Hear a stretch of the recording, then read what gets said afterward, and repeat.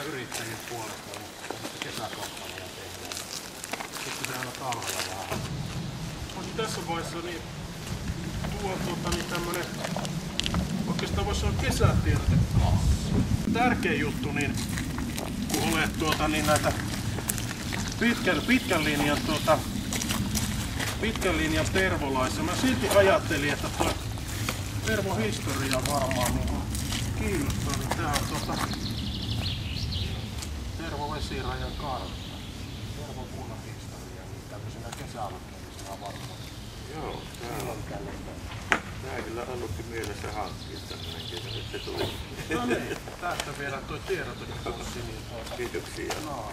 Millainen vaikutti olevan tämä kunnanjohtajan kesäpaketti? No, tää on erittäin hyvä. Se on lukemista ja ajanviidettä ja erittäin mukava, että kunnanjohtaja on lähtenyt liikenteeseen muistamaan. Sitähän tässä myöskin ajellaan takaa. Jos kesäasukkaat niin jäisivät tänne myöskin talviasunniksi. No, kyllä mielessä on ollut ja melkeinhän mä asun kun täällä vähintään 8 kuukautta vuodessa. Sillä. Harkinnan alla. Kyllä. On se kunnanjohtaja henkilökohtaisesti tullut. Oikein kiitollisia. Rupesin yllättyneen, mutta kyllä on oikein mukava tapa lähestyä. Siitä ei näitä ketään. Te olette ilmeisesti alkuperäisiä tai tervolaislähtöinen, niin luuletko, että tuollaisesta faktapaketista on teillekin hyötyä?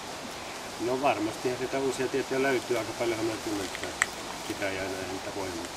Varmasti uusia löytyy.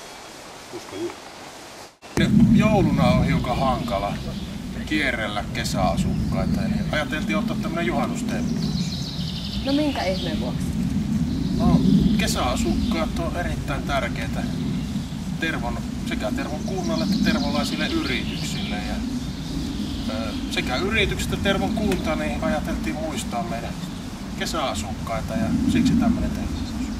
Mitä tällä oikein tavoitellaan, että kunnanjohtaja ottaa kontaktia kesäasukkaisiin? Halutaan tämmöinen välitön ilmapiiri.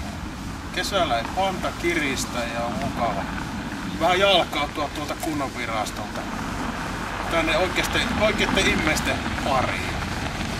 Viettää kesäasukkaiden kanssa mukavaa iltapäivää. Minkälaisia asioita on toivottu ottaa esille puheisiin ja minkälaiset asiat yhteistä?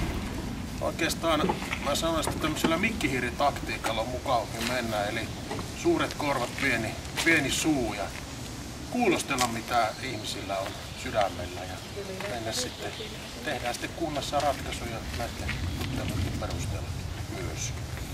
No 1700 asukkaan Tervo myös varmaan haluaa osansa näistä kesäasukkaista niin, että heistä tulisi myös pysyväisiä tervolaisia. Minkälaisilla keinoilla tehtävyydestä kannasta meitä asukkaiden halua? Pidetään kunnan palvelut kunnossa, turvataan uusilla asukkailla nykyiset kaupalliset palvelut ja pidetään tämä meidän päätöksenteko yksinkertaisena, jouhevana ja nopeana. Mä uskon, että siinä on tämmöisiä hyviä avauksia ainakin vakituiseen asumiseen. Ja asumisen valtteja täällä on minkälaisia? Asumisen valttina on ehdottomasti nämä meidän hyvät palvelut, mutta sitten 30% kunnan pinta-alasta on vettä, eli täällä saa todella niin kuin asua järven rannalla lähellä Kuopion palveluja. Suomalainen unelma, omakotitalo järven rannalla. Miten hyvin Tervo pystyy tämmöiseen tilaukseen vastaan? Sekä Tervon kunnalla että yksityisillä maanomistajilla on erinomaisia rantatontteja tarjolla. Eli kaikki vaan tervetuloa Tervoon katselemaan näitä tontteja. Meillä on avulias henkilökunta niitä esittelee.